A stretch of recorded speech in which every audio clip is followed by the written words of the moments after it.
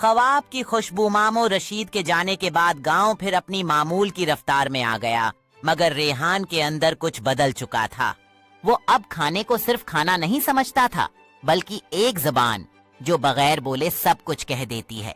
सुबह वो उमा के साथ ज्यादा वक्त गुजारने लगा। कभी आटा गोंदता, कभी सब्जी काटता, कभी चौलहे में लिकड़ियां जमाता। उमा कभी कुछ न कहते, बस मुस्कुरा देते। माँ की खामोशी अक्सर इजाजत होती है। एक दिन रिहान ने हिम्मत करके कहा, आमा, अगर मैं शहर जाकर खाने का काम सीखूं तो? उमा के हाथ रख गए। चौलहे की आंच भड़क उठी। शहर आसान नहीं होता बेटा, मगर मैं अपने गांव का जायका साथ ले जाना चाहता हूँ। रिहान की आवाज में यकीन था। दादी उमा ने दौर से सुन लिया। वो आहिस्ता आकर बोले, जाने दे ज़ैनब, जो मिट्टी से जड़ा हो वो कहीं खोया नहीं करता। चंद दिन बाद मामों का खत आया। इसमें शहर के एक छोटे होटल का जिक्र था जहां बावर्ची की जरूरत थी।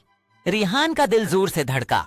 उमा ने खामोशी से उसके कपड़े तह किए, एक रुमाल में गुड़ बांधा और आंखें चरा लें। शहर रिहान के लिए शोर, धुआं और जल्दी का नाम था।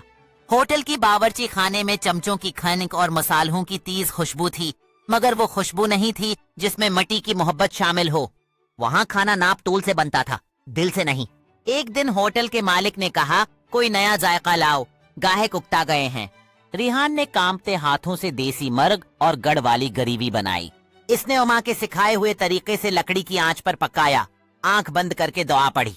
जब पहला गाहक बोला, ये खाना कुछ अलग है, रिहान की आंखें भर आईं। आहिस्ता आहिस्ता इस खाने की बात फैलने लगी।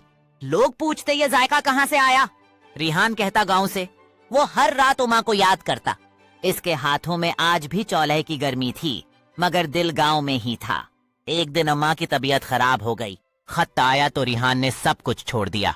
जब वो गांव पहुंचा तो उमा चारपाई पर थीं, कमजोर मगर मुस्कुराती हुई। खाना बनाया? उमा ने बस इतना पूछा। रिहान ने उनके हाथ में वही देसी रोटी रखी जो उन्होंने सिखाई थी।